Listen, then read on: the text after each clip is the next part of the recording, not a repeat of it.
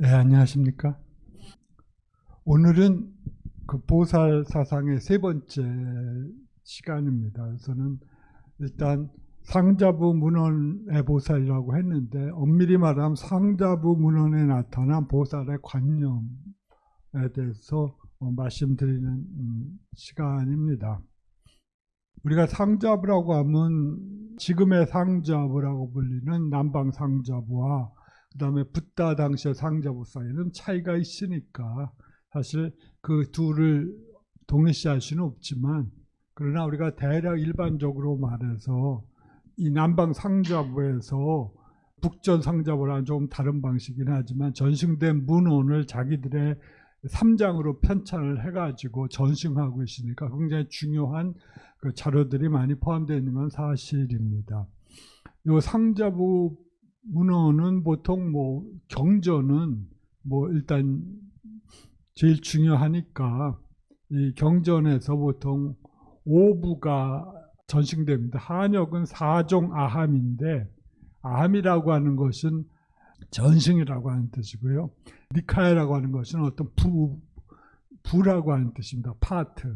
즉 디가 니카야, 장부라고 하는 것은 일단 부처님의 긴 설법을 그대로 설명하신 거고, 상음부라고 하는 것은 주제에 따라 설명하는 거고, 그 다음에 에코타라 아가마에 대응하는, 그 다음에 그것은 그 법의 수에 따라 설명한 등등인데, 마지막 부에 한역에 포함되지 않는 소위 잡사라고, 한역에서는 잡사라고 하는데 빨려도 쿠다카라 해서 꽃 같은 의미입니다. 여러 가지 다양한 주제들을 모아서 이걸 하나의 경전화 시켜 놓은 것입니다. 꾸다카라 그래서 잡부입니다. 우리가 육아사지를 보면 잡사라고 하는 게 나오는데, 그것은 한역에서는 경전화되지는 않았는데, 이 상자부는 그 대략 15개의 종류에 속하는 여러 가지 중요한 문헌들을 이 잡사분에 포함시켰어요. 거기에는 굉장히 중요한 소위 자타카라든가 하는 텍스트도 본생담 텍스트도 포함되어 있고, 또 우리가 잘 아는 경장 수타니파타도 포함되어 있습니다. 수타니파타는 많은 학자들이 이것은 가장 오래된 운율로 된 소위 개성으로 된 시로서 초기 불교 수행자들의 모습을 전하고 있다고 믿고 있는 것이고, 따라서 성립이 언제도 굉장히 오래됐거든요. 그런데 이 경장, 소위 슈타니파타 같은 것도 여기에 포함되어 있기 때문에 이것들은 나중에 그냥 소위 어떤 하나의 특정한 범주에 묻기 어려운 부처님이나 위대한 제자들의 가르침을 독립된 파트에서 편찬해 놓은 거라고 보입니다. 편찬에 대해서는 사실 여러 가지 또 중요한 불교 경전 편찬사에 대해서는 얘기할 것이 있지만, 여기서의 주제는 그게 아니니까 다만 하나의 사함이라든가 오부라고 하는 것도 하나의 편찬상, 후대 부처님이 입적하신 후에 그 제자들이 가르침을 어떻게 체계적으로 전달되실까 하는 고민 생각에서 나온 하나의 방법이라고 하는 점을 말씀드리고, 현존하는 이 아함이라든지 이 경전도 오부 니카야도 역시 그들 학파, 후대 아비달마 학파들의 전승을, 이해를 바탕으로 하고 있습니다. 그래서 이 상자부는 보통 우리가 타비라바다라고 알고 있듯이, 말하고 산스크리트로 나오고 있듯이 보통 아비달마 부파에 속하는 학파고 굉장히 보수적인 학파입니다. 그런데 이 학파에서 역시 보살의 관념이 아주 많이 용어가 나타나고 있습니다. 우리가 지난 시간에 살펴본 내가 깨달음에 집착하여 깨달음에 매달려 있어 아직 깨닫지 못한 상태였을 때라고 하는 유명한 정형구가 나온다고 하는 것을 말씀드렸지만, 니카야에 그것은 사실 몇 개 안 되거든요. 물론 많긴 하지만 그냥 많지 않은데, 이 상자부 문헌, 특히 자타카에 나오는 보살 용어는 완전히 용어로서 확정된 것처럼 보입니다. 즉 명사화된 방식으로 이제 모든 불교도들이 공유하는 단어예요. 그 당시. 그렇지만 아까 말씀드린 그 정용구에 나오는 것은 여러 가지로 다의적으로 해석될 의미가 충분합니다. 내가 보살이어서 아직 깨닫지 못한 자라고 해석할 수도 있지만 그것을 그 보살이라고 하는 명사 대신에 내가 아직 보리에 달라붙어서 보리에 매우 헌신하기 때문에 헌신하여 아직 깨닫지 못한 자시다라고 해서 보리에 헌신하는 자라고 하는 보살의 아이디어는 품고 있지만 명사화되지 않았던 내용이라고도 볼 수가 있거든요. 그렇지만 이 시대의 맥락은 이 상자부 문헌, 특히 아바다라든지 아니면 그 우리가 알고 있는 자타카 문헌에서는 이제 보살이라고 하는 것이 하나의 명사화된 방식으로 나옵니다. 그래서 누구나 보살하면 그 당시 청중들은 알아들었다는 얘기예요. 그 말은. 듣고 있어 하나의 명사화된 개념으로 해서 알아들었는데 그 명사화된 방식의 보살 이해가 어디서 나왔냐? 바로 석가모니 부처님의 전생 이야기라고 하는 방식으로 구체화되어 알려지게 되었다는 얘기입니다. 그래서 따라서 우리가 나중에 대승에서 문헌에서 보듯이 보리를 향해 추구하는 완전한 깨달음을 향해 추구하는 그러한 모든 수행자를 보살이라고 부르던 것과는 조금 다른 의미에서 석가모니의 전생 혹은 석가모니가 아직 완전한 붓다가 되지 못하고 붓다의 상태를 추구하기 위하여 노력했던 그 당시의 상태를 보살이라고 하는 단어로서 불렀고 그 의미로 사용되고 있습니다. 그러니까 붓다 투비죠. 붓다가 될 자. 그렇지만 아직 붓다가 되지 않은 자라고 하는 겁니다. 그리고 그 여기서 나오는 또 보살의 이념은 또 우리로 하여금 또 여러 가지 생각을 하게 합니다. 그것은 즉 우리가 소승이라고 부르지 않아요. 경멸하는 표현으로 희나야나라고 하는데 열등한 수행도라고 하는 뜻입니다. 대승은 큰 수행도, 마하야나 혹은 큰 수레라고 하는 의미로서 비하하는 표현으로 하는데 왜냐하면 거기에서 우리들은 위없는 보리와 일체 중생의 구제를 동시에 추구하고 내가 타고 가는 수레는 일체 중생들을 태우고도 남을 정도의 커다란 수레다라고 하는 그런 자부심이 있는 표현이고 희나야나는 혼자 타고 가기도 좁다라고 하는 의미에서 경멸하는 표현인데 여기에서 나오는 보살이라고 하는 용어 그리고 또 우리가 조금 이따 보듯이 다른 문헌 아파다나 같은 문헌에서 보이는 보살에는 관념에는 우리가 발전된 대승불교 문헌에서 보이는 완전한 바라밀의 이상들, 이타행의 이상들, 그리고 심지어 무주처 보살의 이념조차도 포함되어 있어요. 그러니까 이것들을 액면 그대로 받아들이면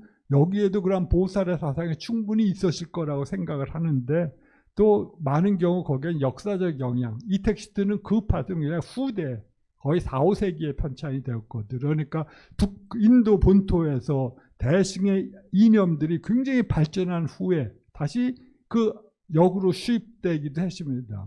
물론 거기에는 역사적인 굉장히 복잡한 굴곡이 있어요.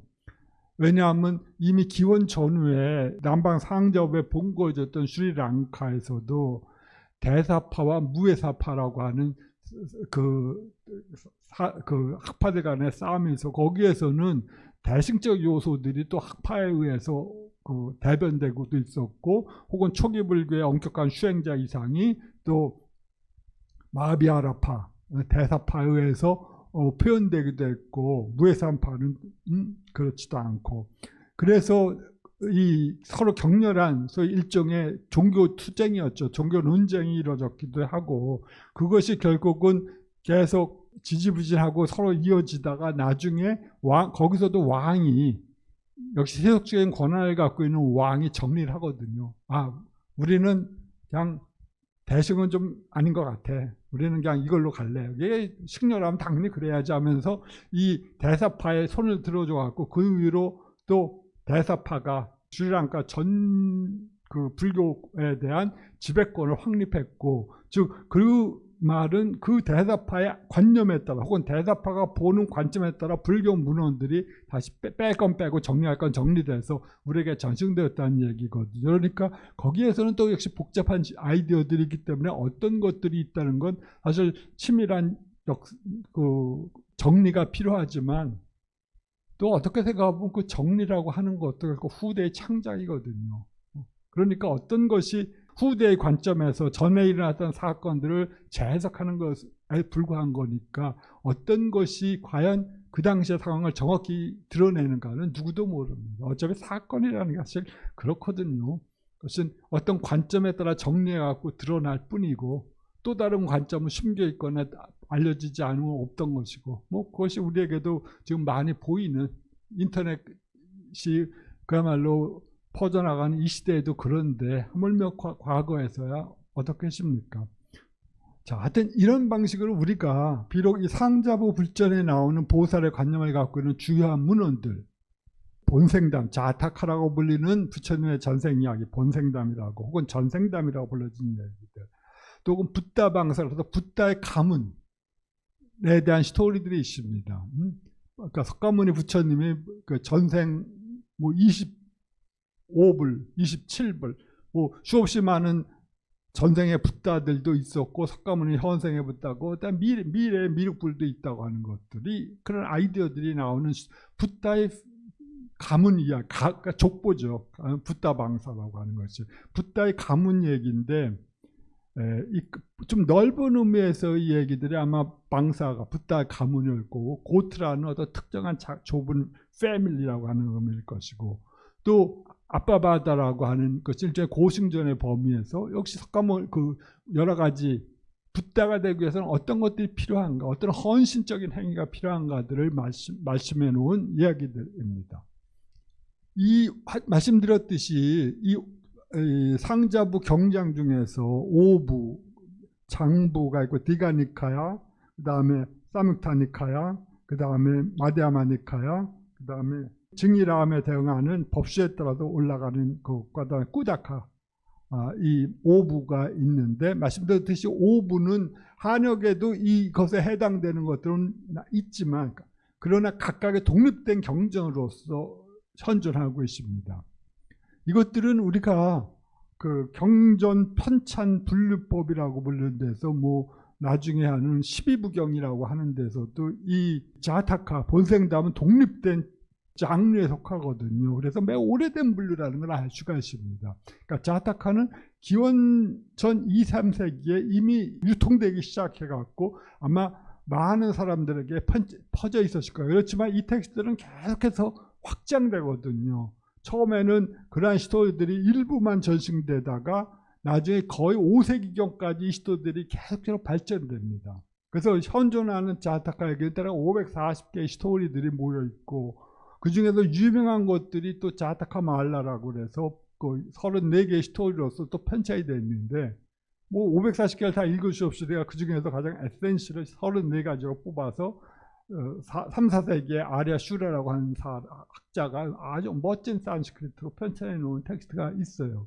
근데 그 34개 스토리들이 주로 인도네시아의 보로부두르에 있거나 혹은 부분적으로 거의 많은 시도들이 그 사원의 그 산치의 대탑 속에 이렇게 옆으로 이렇게 탑을 돌 때 그 끝에 도는 끝 무렵에 부조가 돼 있고 스토리들이. 그래서 사람들이 순례를 할 때 그 스토리를 보면서 우리가 지금 그 절을 가서 이렇게 법당을 이렇게 돌면 거기에 주로 팔상 성도의 모습들이 그려져 있는 것을 보거나 혹은 선사들의 경우에는 선사들이 어떤 중요한 장면들이 뭐 그려져 있는 걸 보듯이 그런 방식으로 표현되어 있는 겁니다. 그래서 사람들로 하여금 중요한 사건들을 기억하고 보고 감동할 을 받도록 하는 그런 목적으로 편찬되었겠죠.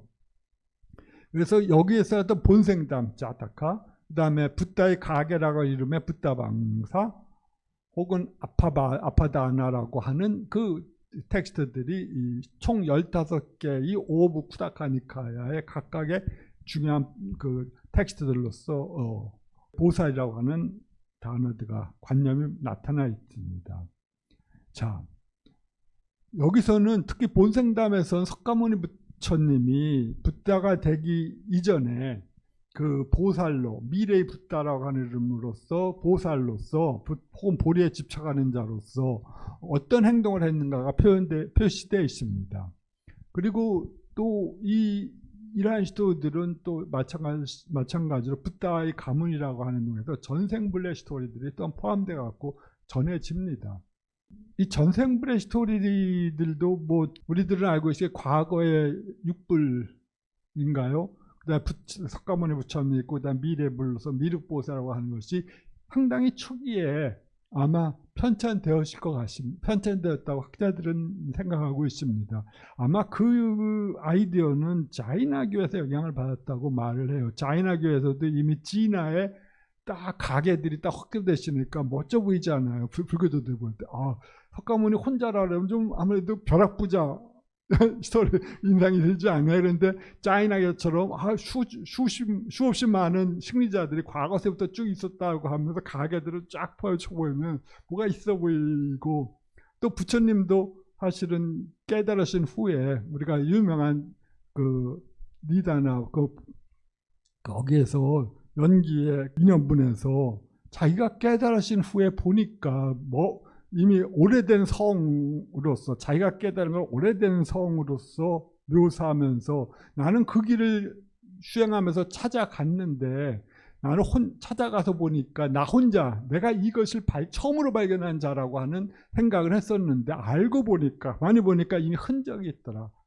하는 아이디어가 그때 이미 그 12연기를서라는 그 인연분에 나오거든요. 그러니까 그 아이디어는 바로 이 길이, 즉 연기를 따라서, 연기의 가르침을 따라서 모든 위대한 수행자들은 깨달음을 얻었고, 지금 나도 깨달음을 얻은 것이고 미래의 붓다들도 그에 따라서 깨달음을 얻을 거다. 이 연기라고 하는 것이 하나의 제법의 법성으로서 모든 조건적 생기관계가 성기관계라고 하는 이 사실이 모든 수행자들이 인지하고 받아들이고 그 다음에 그것을 따라서 확인해야 될 어떤 법의 법성으로서, 모든 법이 갖고 있는 본래적인 속성으로서, 그리고 그 본래적인 속성을 깨달았을 때 우리는 누구나 붓다가 될 수 있다고 하는 그런 가르침의 전형으로서 나타나는 거거든요.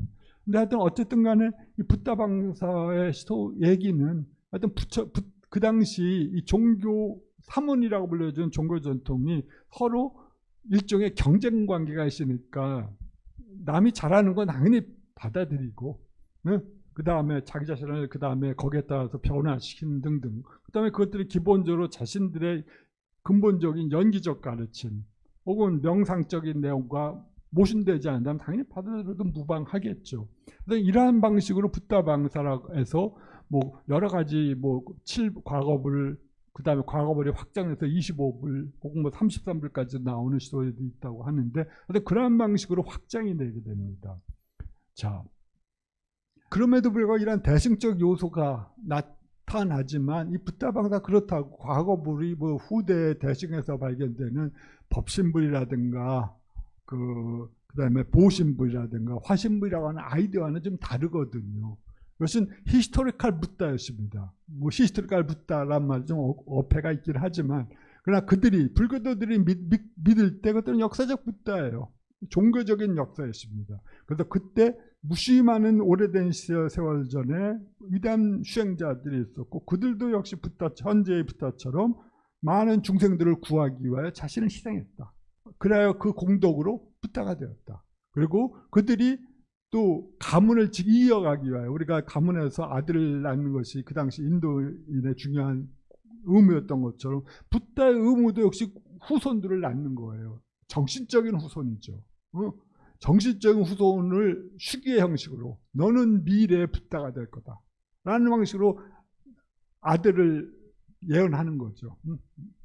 그래서 붓다의 가문이 끊어지지 않게, 하나의 위대한 정신적인 깨달음의 흐름이 끊어지지 않도록 보장하는 역할을 하는 거죠. 그것이 가장의 중요한 역할 아니겠습니까? 세속적인 가장의 역할이 아들을 낳아서 뭐 그런 피해 흐름을 전승하는 것이라고 한다면, 이 붓다의 가문의 깨달음의 고유한 흐름이 모든 중생들에게 도움이 되는 그런 흐름이 절대 끊어지지 않도록 보장하는 역할도 역시 붓다에게 주어진 중요한 의무였죠. 물론 거기서는 우리가 나중에 대승에서 보듯이 대승에서 보는 것은 그러한 것들이 모두 마야와 같은 환상과 같은 것이라고 보면서 위대한 법신불이라고 하는 아이디어로 발전하지만 그러나 그러한 아이디어는 없지만 그리고 그리하여 마치 역사와 시간을 마치 실체화시키는 것처럼 하는 그런 관점에 아직 서 있긴 하지만 그리고 그것이 대승과의 차이이지만 그럼에도 불구하고 그런 기본적인 아이디어들은 나타나는 겁니다. 일체 중생을 위해서 붓다가 되겠다는 것. 그리고 그 붓다가 되기 위해서는 여러 가지 자기 희생과 자기 헌신, 그 다음에 모두 수행을 필요로 한다고 하는 것. 그리고 등등의 아이디어는 나타나 있다고 보입니다. 네. 그래서 대승과 가장 구별되는 점은 이 상자부에서의 붓다들은 여러 가지 근본불이 있고 혹은 우리가 법신이라고 불리는 이터널 붓다죠. 코스믹 붓다가 있고 그것이 안에 지혜로서 상징되는 법신불이 있고 그것이 원형이고 그 다음에 이 법신불이라고 하는 원형에서 보신불이 있고 그래야 그들이 아미타불이라든가 등등의 방식으로 이 중생들의 이익을 위해 설법하는 그런 역할을 하고 구체적인 역사적인 인물로서는 뭐 석가모니불이 나타나신 것처럼 그러한 방식으로 필요에 따라 나타난다는 그런 아이디어가 아니라 하나의 그 과거불이라고 시간을 마치 실체화시키면서 실체하는 것처럼 본다는 점에서 대승적인 아이디어는 아니에요. 그렇지만 그런 기본적인 아이디어 중요한 것은 결국은 이거 시간이 실제하는가 안 실제하는가는 일종의 철학적 해석일 것이고 중요한 건 그 속에 살고 있는 중생들에게 구제의 메시지를 과연 주는데 그것들을 끊임없이 그런 구제의 메시지 전달된다고 하는 아이디어였을 것 같습니다. 네. 하여튼 이러한 방식이 미래의 법화경 등의 대승경전과의 차이입니다. 혹은 나중에 발전된 유가인파의 삼신설, 법신, 보신, 법신, 화신, 보신, 화신이라고 하는 아이디어와는 다르지만 뭐 그것도 역시 일종의 철학적인 어떤 발전일 테니까요. 그렇지만 여기서도 역시 우리가 중요한 것은 실천적인 의미에서 보살의 이타적인 열정들을 우리가 여기서도 충분히 발견할 수가 있다는 겁니다. 우리가 어떻게 하면 타인들을 위해서 살아갈 수 있는가. 네, 그것이 가장 중요한 요소겠죠. 사실은요. 한 인간을 위대하게 만드는 요소들은요. 누가 과연 그렇게 이타적인 방식으로 자기의 전생을 살아갈 수 있을까 하는 참 그 의문일 겁니다. 그리고 그런 시대는 그러한 위대한 시기는 어떤 특정한 시대에 있는 것 같아요. 나머지 시대는 그냥 그걸 희망하면서 그냥 살아가는 거고. 네. 자, 여기서 나오는 보살 서부에서 언급된 보살들의 특징을 간단히 요약하면 그 타인의 구제를 위해서 자신의 구제를 포기하는 문제입니다. 약간 좀 역설적인 상황이지만 그러한 종교적 헌신들이 매우 중요시 되었던 것 같아요. 네. 또 그렇지만 대승의 보살을 언급할 때 전형적인 시사이지만 본생담에서도 보살의 가장 두드러진 특징으로서 언급되기도 합니다. 그래서 우리가 보살 사상을 말할 때 가장 첫 번째 장면에서 이 연등불의 수기 얘기를 많이 하거든요. 자타카에 나오는 연등불의 스토리인데 여기서는 석가모니 불께서는 오래전에 슈메다라고 불리는 청년이었을 때 그는 이미 충분히 아란이 될 자격을 얻었다고 말하지만 그는 아란이 되기를 포기하고 연등불을 만나 붓다가 되기를 서원했다고 하는 스토리가 있습니다. 아란이라고 하는 것은 여러분들도 아시고 아시겠지만 우리가 수행자들의 이상입니다. 사실은요. 더 이상 윤회하지 않는 것이 아란이라고 합니다. 그리고 그는 아란의 사자후가 무엇이 그는 이 세상에서 행해야 될 것을 모두 행했고 더 이상 나에게는 행해야 될 것이 남아있지 않다. 나에게 재생은 끊어졌으며 모든 번뇌는 끊어졌다. 라고 하는 유명한 사자후가 이 아란을 특징 지으는 말이거든요. 그러니까 그는 완전한 불교에서 말하는 시바하르타, 자리. 자신의 목적. 시바하르타가 자리가 그런 의미거든요. 좁은 의미에서 셀프 인터레스트가 아니라 자기가 생명체로서 자기가 중생으로서 이 세상에서 이루어야 될 최고의 목적을 이룬 자입니다. 무의미한 윤회의 전생을 끝내고 그는 더 이상 윤회하지 않은 어떤 상태로 들어갔어요. 그것이 알아야 합니다. 그 상태가 무엇인지 불교는 그 열반의 상태를 언소로하는 순간 그것은 이미 그 열반과는 너무 떨어지기 때문에 그걸 언소하지는 않지만 그러나 이것들은 성취될 수 있는 대상이고 경험될 수 있는 거라 심적으로 경험될 수 있는 것이라고 하는 점에 대해서는 의심하지 않았습니다. 이러한 아란의 이상은 그런 의미에서 굉장히 중요한 혹은 굉장히 좋은 거예요. 사실은요. 우리가 대식에서 봤을 때 아란은 자기 자신만의 감옥에 평화로운 감옥에 들어가면 평화롭잖아요. 그 평화로운 감옥에서 살아가는 그러한 경멸적인 표현이 아니라 이거 진짜 목적을 다 자신을 위한 목적을 다 이룬 자입니다. 그래서 뭐 부처님의 벼루 중에 아란이 있지 않습니까? 그런데 이 아란에서 윤회를 그 당시 끝낼 수가 있었어요. 수십억 년 전에. 근데 이 슈메다라고 하는 청년은 나도 당신과 같은 붓다가 되겠다라고 하는 발심을 해서 그에게서 그 긴 머리, 그러니까 긴 머리로 상징되는 거 보니까 그는 분명히 재가자였을 거예요.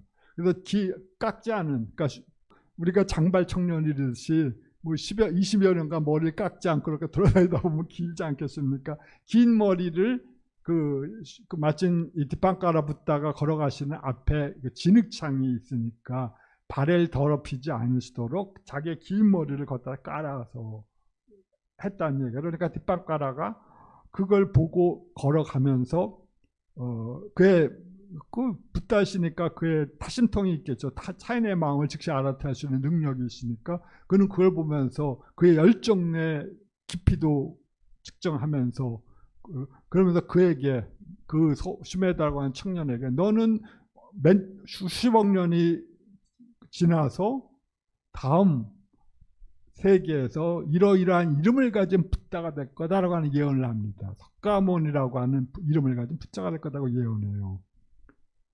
대식경전을 보면 참 이상한 게 특히 어떤 붓다의 명칭을 항상 고정화하더라고요. 그리고 그걸 아는 걸 굉장히 중요시 여겨요. 반응경을 보면 모든 우리가 금강경을 보면 명칭으로서 붓다라는 건 진정의 붓다를 아는 것이 아니라고 하잖아요. 근데 그렇지 않고 화엄경이라든지 법화경에서는 특정한 명칭의 붓다가 될 거라고 이름까지도 부여하거든요. 그러니까 그 조금 다른 정신적 계통인 것 같은 느낌은 드는데 하여튼 이러한 슈메다의 연등불의 스토리를 통해서 이 석가모니 붓다는 그 비로소 휴기를 받아요. 나중에 말씀드리겠지만 휴기라고 하는 것은 일종의 예언이거든요.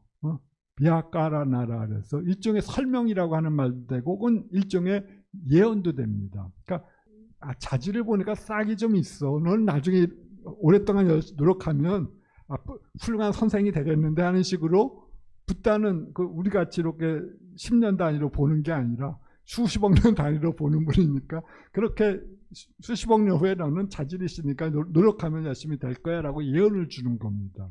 그런데 그 예언을 함부로 주지 않아요. 이 예언이 줄 때 좀 흥미로운 사실이지만 그때 이 슈메다라고 하는 애는 말씀드렸던 아란이 될 자격을 이미 성취했고 또 대승적 관점에서 보면 그는 더 이상 자기가 도달한 상태에서 추락하지 않는 정신적 단계를 얻었다고 말을 해요. 그러니까 그게 불태전의 단계라고 하는데 물러서지 않는 단계. 자기의 보리심에서부터 결코 물러서지 않는 확정된 마음의 상태를 이미 획득했기 때문에 그걸 보면서 이 연등불이 너는 그러면 휴기를 받을 자격이 있다라고 해서 휴기를 주는 겁니다. 저희같이 한번 결심해도 3일을 지속하지 못하면 그건 아니겠죠. 이 사람은 이 붓다의 장기적인 퍼스펙티브로 볼 때도 그는 이미 불태전의 마음의 단계, 보리심을 확고하게 마음속에 심었고 그것이 어느 정도 자라났기 때문에 보리심이 그래서 이제 그 보리심이 절대 폭풍에 의해서도 꺾여질 리가 없다 생각을 해갖고 너는 수십억 년 후에 붓다가 된다는 예언을 주신 것이고 불태전이라고 하는 단계로 언급이 됩니다. 혹은 무생법인 그 모든 법이 본래부터 생겨나지 않았다는 사실을 깨달은 순간에 그는 붓다가 될 이미 자격을 부여받은 것이거든요. 네. 자, 그러면서 이런 자타카에 나오면 이런 유명한 구절이 있습니다. 이건 슈메다의 얘기입니다. 만일 내가 그러기를 원했다면 나는 지금 즉시 번뇌를 제거할 수 있다. 즉 아란이 될 수 있다는 얘기예요. 그러나 홀로 법을 증득할 필요가 어디 있을까?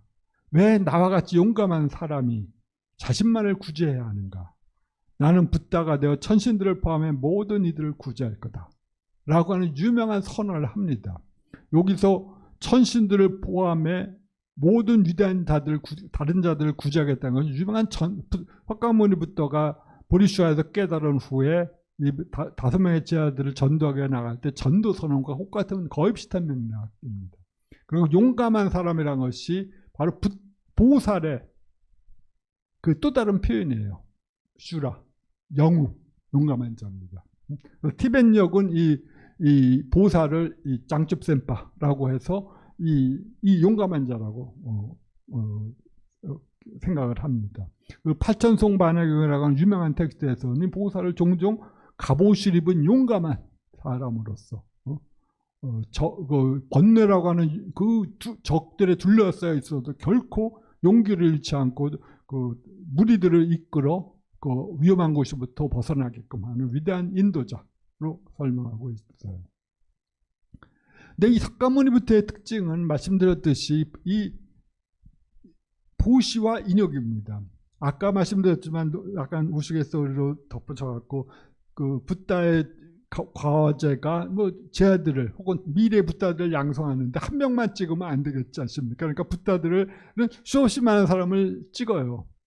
그때 그리고 여러 붓다들이 또 그 찍겠죠. 그런데 이 석가모니 보처보다 더 먼저 붓다가 될 것을 붓다로서 그러니까 그 선택받은 자가 있어요. 미륵보살이었는데 이 미륵보살은 지난 시간에 말씀드렸지만 그 아함경이나 니카야에서 이름이 언급되는 유일한 보살입니다. 메테아라 그래서 그러니까 마이트리 그런 메테아라고 불려지는데 여기서 석가모니 부처님이 이 대부적경이나 혹은 다른 텍스트에서 이렇게 말합니다. 이 미륵보살은 내가 그 휴기를 받기 이전에 이미 40억 검년에 이미 휴기를 받았다. 그런데 왜 내가 먼저 붓다가 되었는가를 설명하시면서 미륵보살은 항상 모범생 스타일의 붓다신 것 같아요. 이분은 항상 그 설법을 통해서 사람들을 깨우치고 설법을 통해서 그들에게 깨달음에 이르는 길을 수행도를 가르쳐주고 여러 가지 방법을 알려주신 모범생 붓다였어요. 그런데 석가모니 부처님은 그런 모범생 붓다 이미지보다는 자기 희생, 그러니까 일종의 교실에서 공부 잘하는 우등생이 아니라 어려운 학생이 있으면 자기 몸과 마음을 갈아서 걔를 도와주는 스타일의 안가주망하는 사람이었어요. 그래서 이 석가모니 부처님이 이 경에서 자전적으로 미륵보살은 나보다 더 먼저 휴기를 받았지만 또 다른 부처님으로부터 그는 불국토를 장엄하고 불국토를 포섭했다고 하는 말로 표현합니다. 아름다운 이 불국토의 세계를 장식하고 그 다음에 그 불국토를 사람들을 포섭했기 때문에 포섭하려고 노력한 방면에 설법을 가지고 자기는 중생을 장엄하고 중생들을 포섭했기 때문에 더 빨리 붓다가 되었다라고 말합니다. 중생들을 장엄했다는 것은 중생들의 고통받음에 대해서 그야말로 요새 사람들이 하는 말로 몸과 마음을 갈아서 그냥 그들을 위해서 안가주망한 거죠. 자기 모시, 자기 희생. 그 다음에 온갖 거기에 그 불합리에 대해서도 끝 참는 것. 그러한 행위를 통해서 그는 그 공덕을 계속 쌓아서 마침내 붓다가 더 빨리 될 수 있다는 말로서 말씀을 합니다. 자, 이제 그 행위장에서의 보살의 설명으로 잠깐 넘어가겠습니다. 이 행위장은 말씀드렸듯이 소부의 마지막 장입니다. 여기서는 전생 이야기가 설해지는데 역시 후대의 첨가로 보입니다. 이 부분은. 예. 근데 여기서도 이 붓다가 전생에서 십바라밀을 닦았다는 이야기로 시작을 합니다. 바라밀은 파라미 혹은 여기서는 파라미라고 하는데 바라미타라 그래서 바람이 같다 해갖고 저 언덕으로 갔다서 도피안으로 번역되기도 하고 바람이 최고의 상태로 이르렀다 해서 완성이라고 번역하기도 합니다. 근데 많은 학자들 그래서 perfection이라고 번역하기도 하고 혹은 도피안으로 번역하기도 하죠. 우리 유명한 용시보살께서 번역하신 대지도로는 도피안으로 번역한 겁니다. 빠라미타 할 때 빠라미타를요.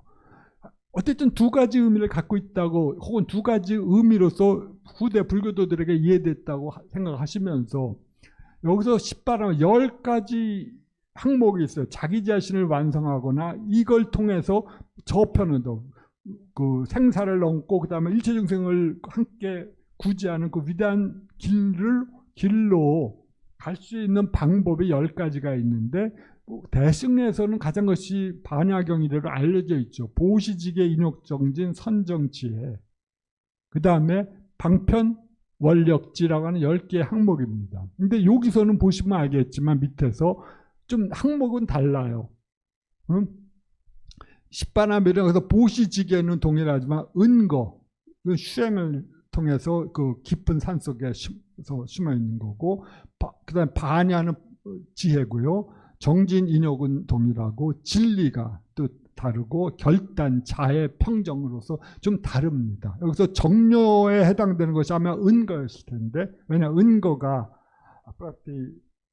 쌈라야나라고 해갖고 거의 정료, 깊은 상태의 정료와 비슷한 의미로 쓰여집니다. 그래서 보시지계, 은거, 반야, 정진, 인욕 앞에 6가지 부분은 대략 일치한다고 보이지만 진리, 결단, 자해, 평정은 조금 나중에 대승에서 확정된 나중에 4가지 바라밀과는 좀 성격이 다릅니다.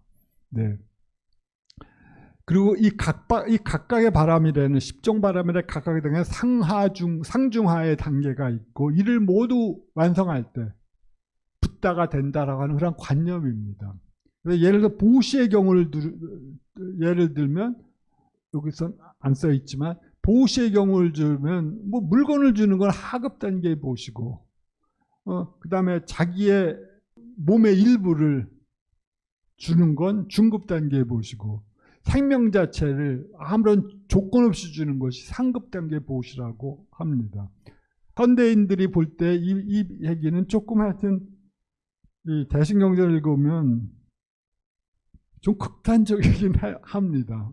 참 지금 이러한 극단적인 종교적 열정이 좋은 방식으로 표현되면 참 이렇게 자기 색으로 나타나면서 그런 이택으로 나타나겠지만 다른 방식으로 표현되면 근본주의자, 이슬람 근본주의자로 가는 길도 멀지 않겠다는 생각이 좀 들 정도입니다. 물론 불교와 같이 굉장히 공성의 도리를 설명하는 가르침에서는 그런 위험은 적겠지만 말입니다. 자, 하여튼 이러한 방식으로 붓다가 되는 것을 행위장이 가리키고 있습니다. 그리고 또 여기서는 서원이 강조됩니다. 모든 대승경전에서는 항상 종성, 유가행파의 텍스트는 종성이, 소위 붓다가 될 수 있는 패밀리에 너는 속해야 된다. 이것은 그 패밀리를 마치 전통적인 바르나 시스템, 인도의 카스트 시스템에서처럼 출생에 의해서 패밀리가 규정된다고 한다면 우리는 당연히 이 아이들을 거부해야 되겠지만 그러나 붓다가 생각하는 패밀리는 노력에 의한 패밀리입니다. 노력을 통해서 자기의 성향을 바꾸고 그 성향을 바꿈으로써 그는 위대한 자의 패밀리가 될 수가 있거나 혹은 히나야나 소승의 아라한을 추구하는 패밀리로 되거나 등등으로 될 수 있는 겁니다. 그러니까 패밀리는 출생에 의한 것이 아니라 피에 의한 패밀리가 아니라 노력과 결단에 의한 패밀리라고 하는 점에서 이 서원이 그런 면에서 종성이 중요하고 서원은 그런 패밀리에 속할 때 그 패밀리를 패밀리로 만들어주는 요소가 서원입니다. 나는 열반을 얻겠다라고 결정을 하면 그는 아라한의 패밀리가 될 것이고 성문에 나는 일체 중생을 위해서 붓다가 되겠다고 하는 결단을 내세우고 그 서원을 세운다면 그는 붓다의 패밀리 혹은 보살의 종성 패밀리가 되는 겁니다. 이러한 방식으로 이 하나의 커다란 목표를 확정적으로 설정해 놓는 거죠. 이 서원이라고 하는 것이 나는 어떠한 목표를 갖고 있다. 그러면서 거기에 대해서 노력을 하는 겁니다. 그리고 이러한 다른 대신경에서처럼 여기서 서원은 평범한 사람도 보살로 만들어주고 그러면서 따라서 이 모든 바람일에 그 확고한 토대가 되는 것이라고 말을 합니다. 서원이 약하면 내일 해면 되지 내일 행도 있는데 급히 이 생에서 할 필요 있겠어 생각으로 물러섰는데 그렇게 생각할 수도 있고 그것이 또 불교의 장점이기도 하지만 왜냐하면 기독교에서 프로테스탄트 인류와 자본주의 정신에서 막스 베버가 했던 것이 왜 바이에른 지방의 카톨릭 교도보다 왜 프로테스트 지역의 사람들이 더 잘 사는가 할 때 그 종교적 지향성을 갖고 따졌거든요. 근데 하여튼 그것들은 당연히 역사적 상황에서 다르겠죠. 20세기 초에 막스 베버가 본 바이에른 상황과 21세기에 그가 태어났다면 왜 바이에른 지방은 다른 프로테스탄트 지역보다 더 잘 사는 걸 갖고 썼을 겁니다. 왜냐하면 지금은 그 카톨릭 지역이 한결 다 살거든요. 그리고 지금 동독 지역이라든가 혹은 프로테스탄트 지역은 대부분 북부 지역인데 바이에른 지역보다 한결 떨어집니다. 그러니까 그러한 설명이야, 역사적 사회적 설명이야 이어령 비어령적인 요소가 많긴 하겠지만 하여튼 어쨌든 간에 이 목표 지향을 하여튼 하라고 하는 얘기입니다. 그러나 목표 지향을 한다고 해도 이 목표가 보통 목표입니까? 붓다가 되겠다는 목표가. 그러니까 당연히 추락을 하죠. 그러니까 대승에서는 서원을 세워서 어기면 즉시 다시 서원을 세우라고 하거든요. 서원의 값어치가 좀 평가절하된다고 하는 느낌도 없지 않은데 그 목표가 워낙 커서 그런 것 같습니다. 그래서 반야경에서는 그러니까 모든 사람들이 사실 젊고 열정이 있는 사람들에게 이 가르침이 들으면 나도 퍽가모니처럼 위대한 붓다가 될 거야 라고 결심을 하지 않겠습니까? 종교적 열망이 일어나겠죠. 그래서 많은 사람들이 초발심을 세우고 보살의 길로 들어서지만 그러나 그래서 그들의 수는 겐지지강의 모래알보다도 많지만 이 석가모니 부처나 미륵보살처럼 그 결정적인 단계, 나중에 대승불교에서 보살 8지로 비정되는 그 불태전의 단계, 그래서 휴기를 받는 단계까지 이름보다 손에 꼽을 정도다라고 하는 말로 하거든요. 그러니까 그렇게 계를 어겼다고 혹은 서원을 어겼다고 좌절할 게 아니라 또 다른 서원을 즉시 세우면 됩니다. 네. 하여튼 이 텍스트에서는 지혜와 여기서도 비심이 중시되고 있고 지혜는 자리로 그리고 비심, 연민은 타인들을 이롭게 하는 행위라고 간주되고 있으며 정확하게 대승적인 관념입니다. 그리고 지혜 때문에 윤회로부터 벗어나고 연민 때문에 윤회 안에서 머문다는 것으로서 이런 설명은 사실은 대승의 무주처일본과 동일한 설명입니다. 보성론이라든가 다른 대승경전에서 꼭 같은 설명이 무수히 나오거든요. 그러니까 반야를 통해서 우리들은 모든 이 지혜를 모든 것의 공성을 깨닫습니다. 모든 것이 무상하고 소위 곧것이없고 그 다음에 본질을 갖고 있지 않다는 사실을 깨달으면서 그런 마음을 일으킨 사람들은 이 세상의 모든 것에 대해서 그것이 황금으로 이 세계를 가득 채운다고 하더라도 가치를 두겠습니까? 만약 이 생각이 가서 그렇지 않을 겁니다. 그는 그것을 무상하고 고통스럽고 만족스럽지 못하고 따라서 본질도 없는 것이라고 생각을 하니까요. 그러니까 그는 일상으로부터 윤회의 세계에서 가치를 두지 않고 그의 생각은 점점 윤회의 세계로부터 멀어질 겁니다. 윤회적 삶에서 가치를 두었던 많은 가치들이 평가절하되거나 무가치한 것으로서 그의 마음속에 생각이 되겠죠. 그런데 여기서 중요한 건 그런 사람 생각을 하는 사람은 즉시 열반으로 가게 됩니다. 언젠가는. 근데 이 대승의 보살 때도 중요한 건 그런 생각을 발전시키지 말라. 너무 조급하게 열반을 성취하지 말라. 왜냐하면 그것은 아란의 길이고 네가 이 윤회 세계를 계속적으로 반복해서 네가 그런 생각이 날 때마다 너는 고통받고 있는 중생들을 생각해라. 그들이 얼만큼 무익한 고통을 통해서 시달리고 있는지, 물론 그들의 어리석음과 무지를 통해서 그러하겠지만 그들에 대한 연민심을 놓지 말라. 그리하여 그들을 향해서 구제하겠다고 하는 스승과 같은 혹은 부모와 같은 생각을 일으켜서 그들에게로 다시 돌아가라. 그러니까 이것이 바로 연민 때문에 그 세계로 다시 돌아가는 거거든요, 보살이.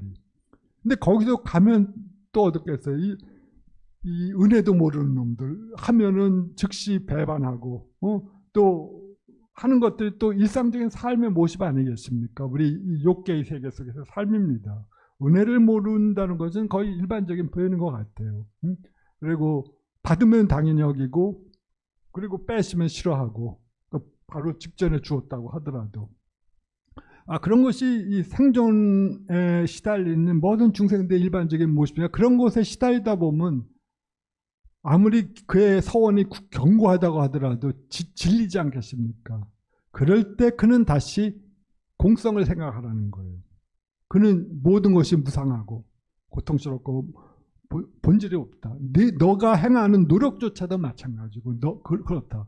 그런 생각을 가지면서 그는 자기의 행위를 또 상대화시키면서 다시 자기의 행위가 일으킨 그 보상에 대해서 공덕에 대해서 집착하지 않으면서 다시 그는 그 자기의 마음의 힘을 공성을 통해서 획득한 그 마음의 힘을 키울 수가 있고 다시 키웠다고 하면 다시 그것을 다시 중생들에게 다시 돌아가서 이렇게 하는 그러한 방식의 순환을 하라고 요구하거든요. 저는 이 기절을 읽을 때마다 항상 말씀드렸지만 니체가 자라투스트라 이렇게 말해서 초인, 내가 위버멘슈라고 하는 사람의 아이디어를 두 개의 계곡 거기에 있습니다. 하나는 이쪽 언덕이고 또 하나는 저쪽 언덕이고 거기에는 시면이 놓여 있어요. 그때 초인은 뭐라고 어떤 인간이냐고 하면 그 두 개의 그러니까 이쪽 언덕은 우리는 차안이고 저쪽 언덕을 피안이라고 생각하면서 그 사이에는 깊은 골짜기가 놓여 있죠. 시면. 그것을 초인은 거기에 한 줄기 외줄이 놓여 있는데 초인은 그것을 타고 가는 자인데 재미있는 것이 그의 소위 무한한 영겁의 순환을 생각하면 그는 거기 갔다 돌아오고 돌아갔다 돌아온다고 하는 아이디어입니다. 왜냐하면 그 니체의 초인도 생사를 두려워하지 않거든요.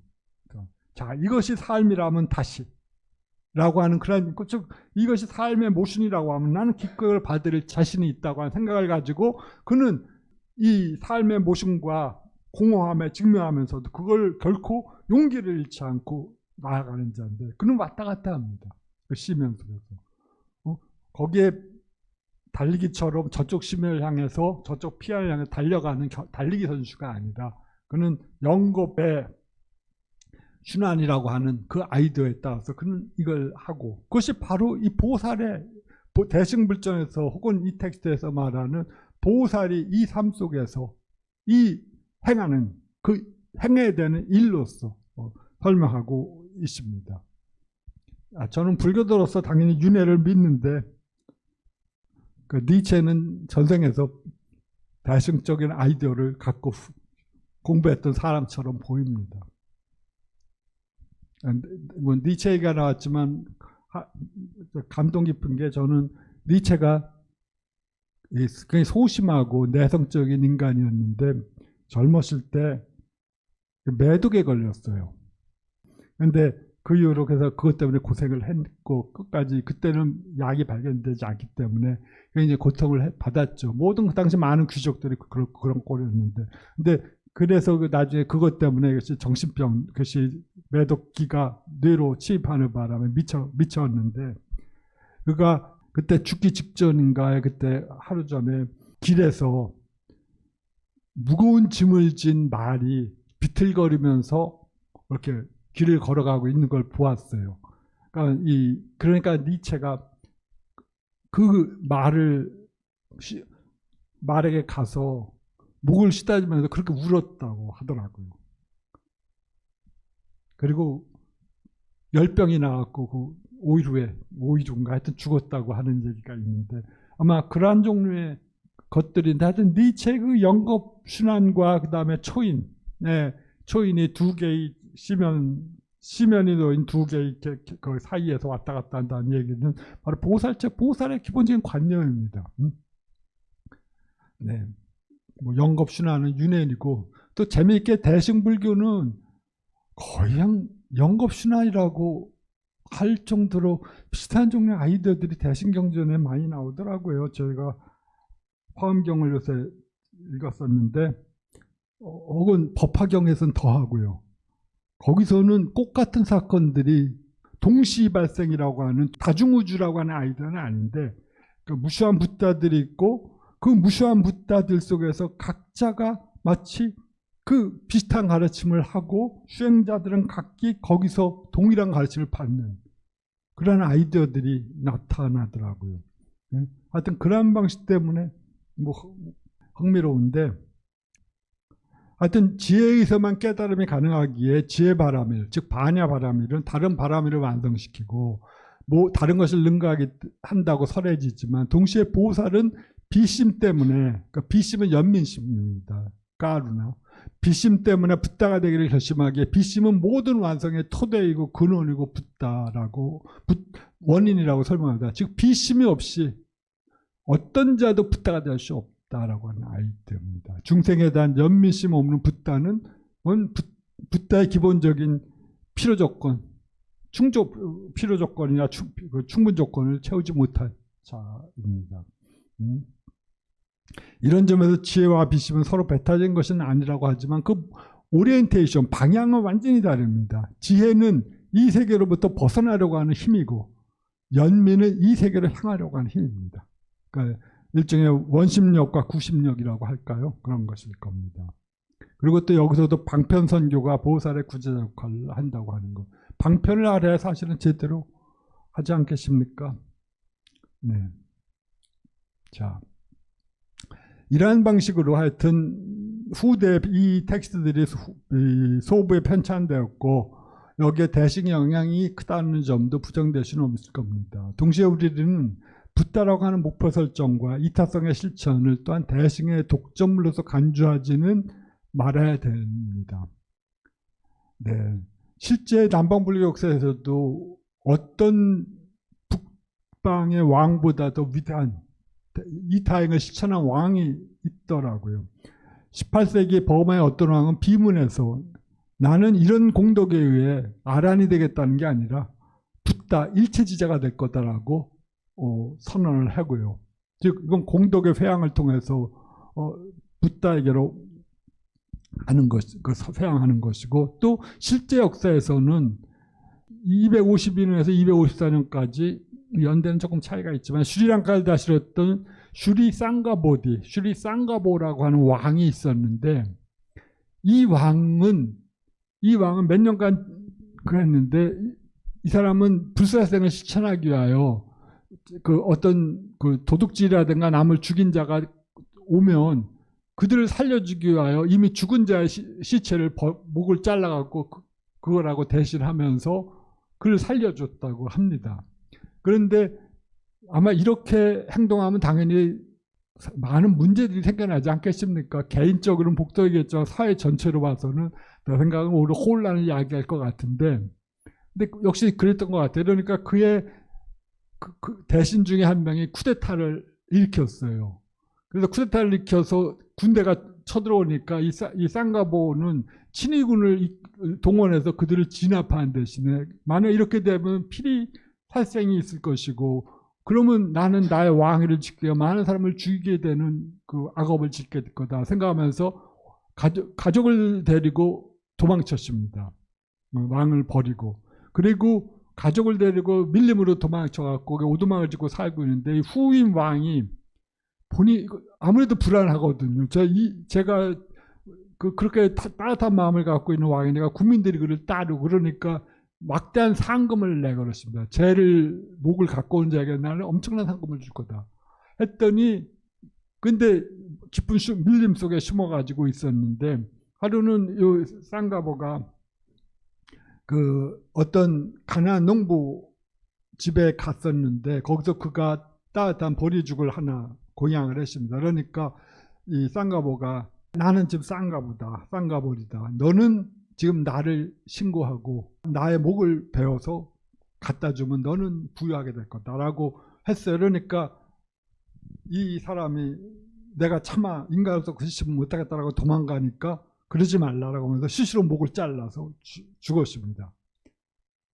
그러니까 그의 부인도 같이 옆에서 자살하고. 그래서 해결책은 영 우리가 볼 때는 만족스러운 건 아니지만 하여튼 그렇게 했어요. 그러니까 그래서 이 죽은 왕이 죽으니까 그 후임 왕이 그걸 보고 크게 반성을 해서 다시 그를 위하여 큰 절을 세워주고 그 절의 일부가 지금까지 남아있다고 하는데 하여튼 그런 스토리들. 그러니까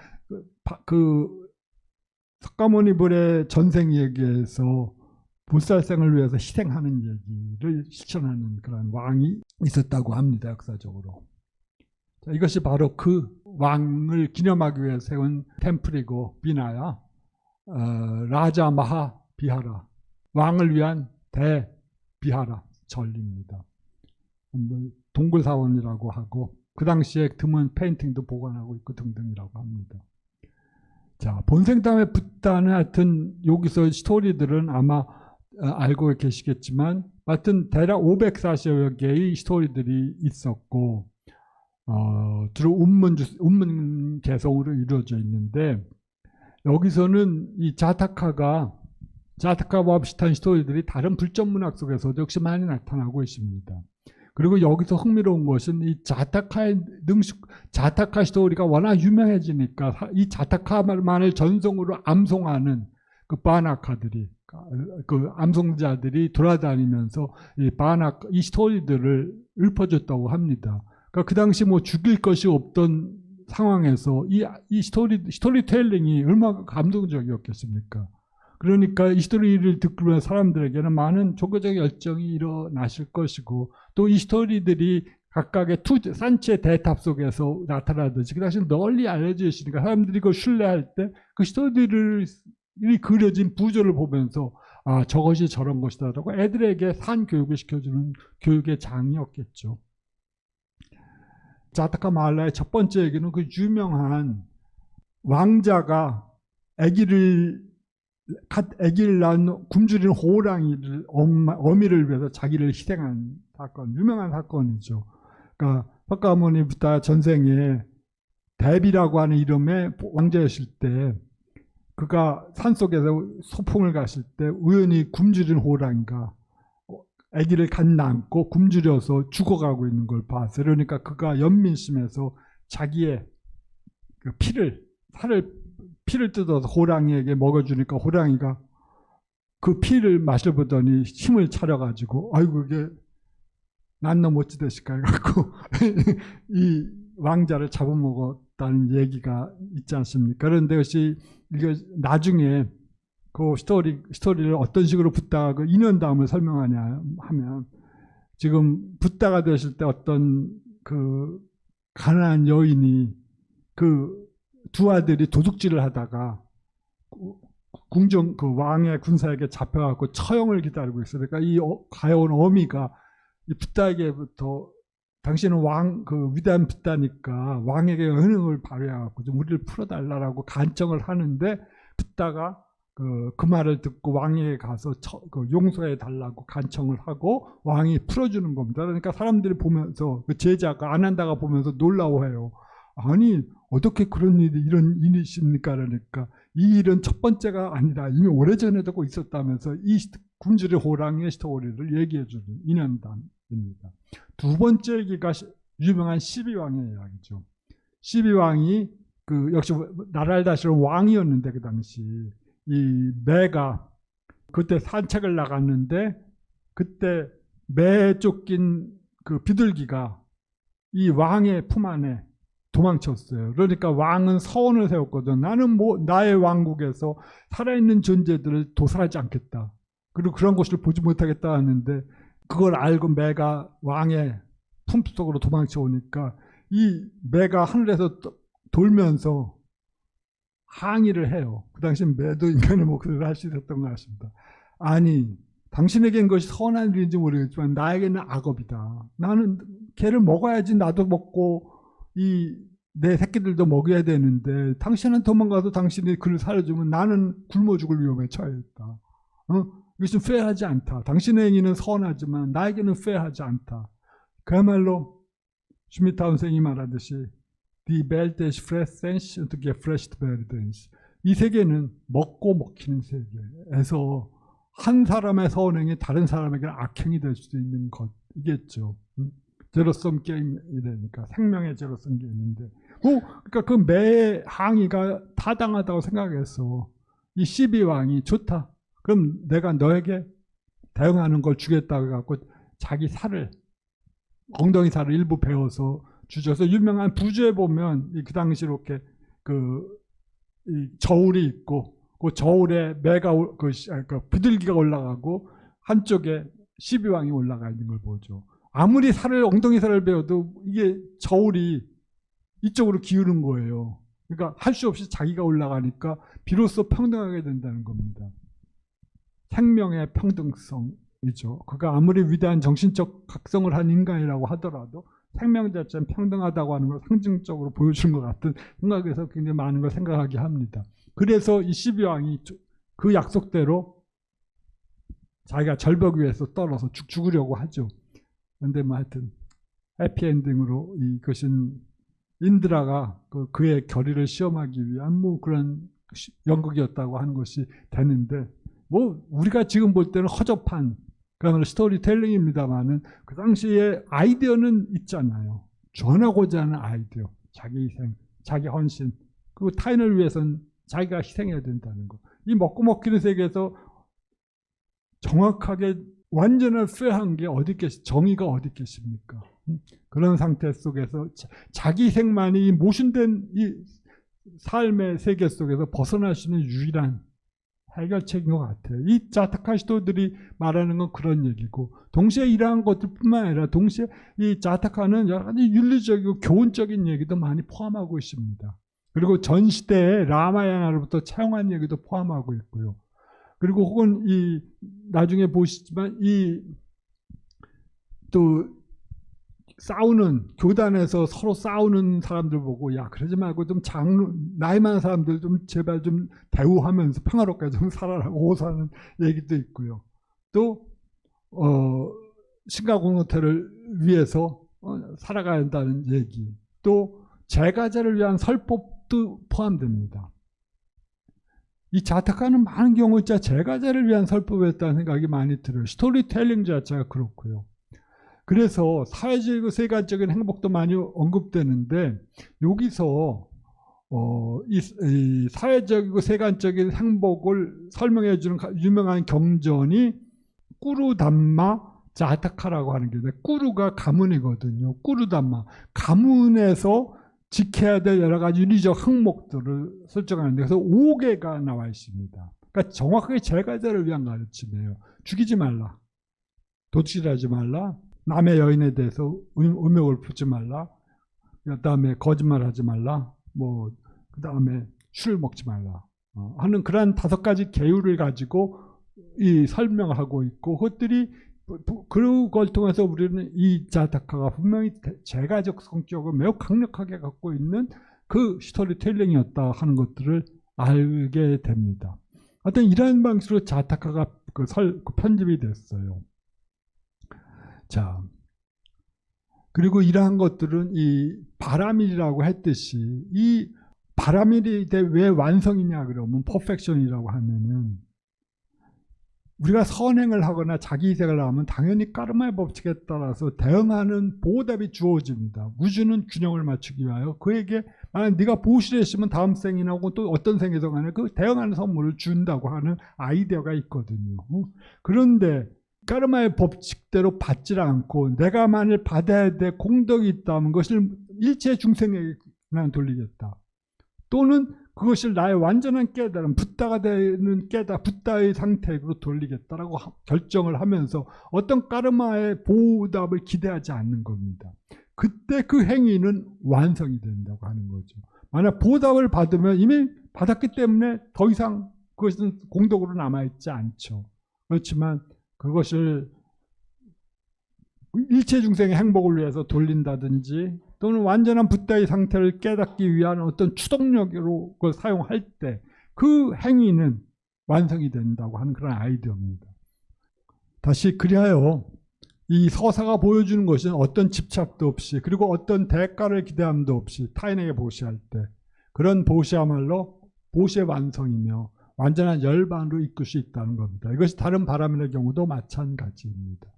여기 하여튼 바르후트슈토파에서 그것들이 설명됐고 이것들이 이 텍스트가 이 탑이 2세기 중반 기원전 2세기 중반에 만들어졌거든요. 그러니까 거기에 자타카시도들이 일부 기재되어 있다고 하는 것은 그 당시 이미 자타카시도들이 불교 공동체에 굉장히 잘 알려져 있었다고 하는 걸 보여주는 것이에요.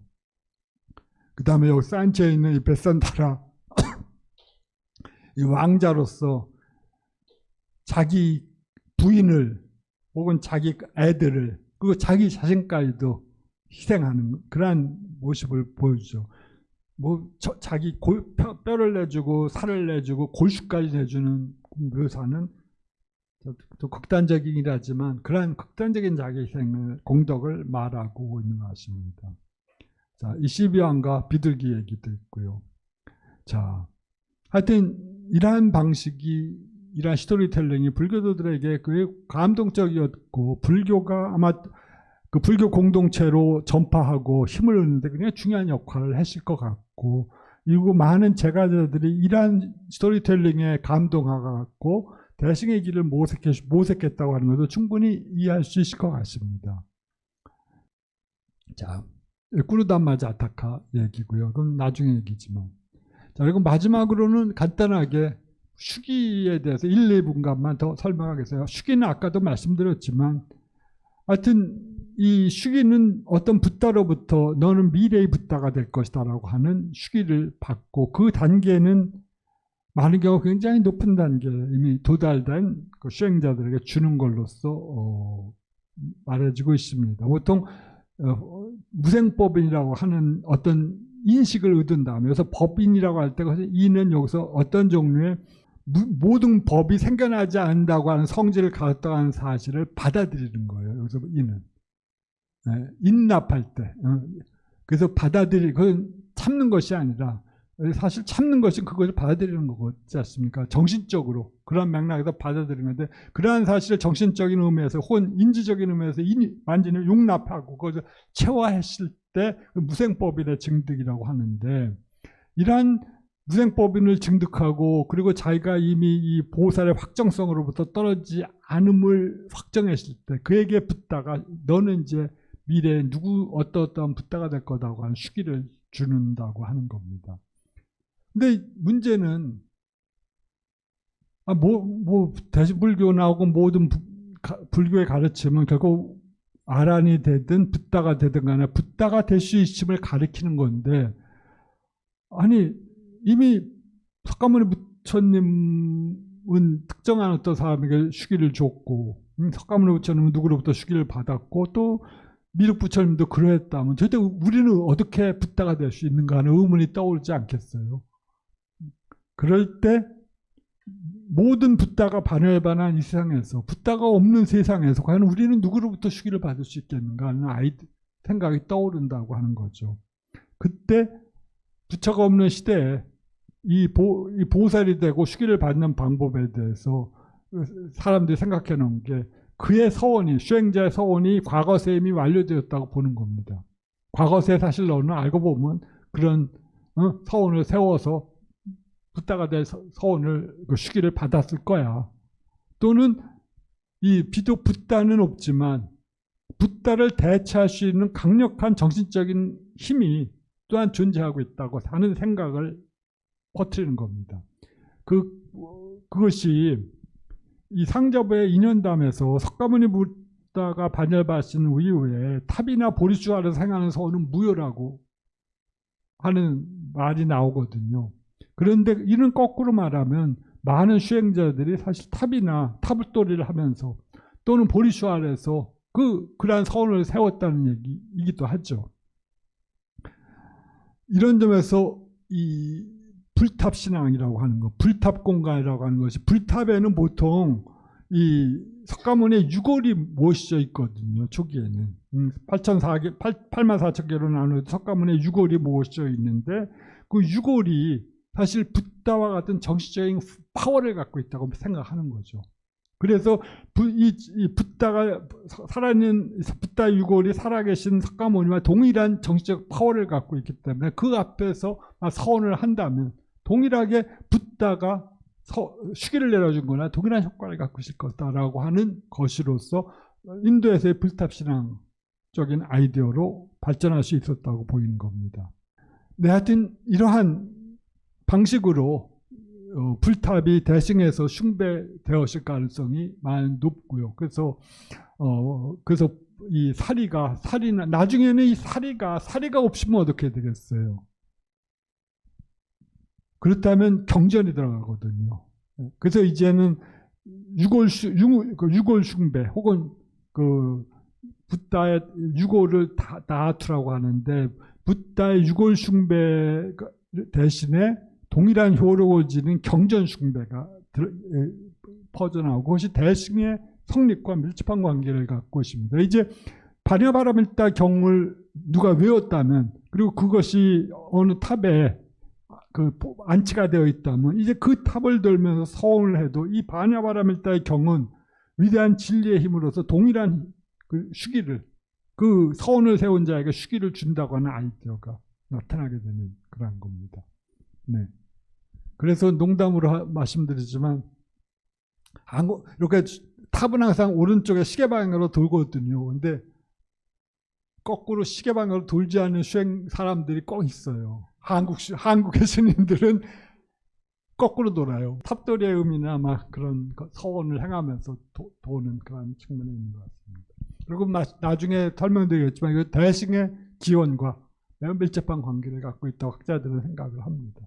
네. 네, 감사합니다.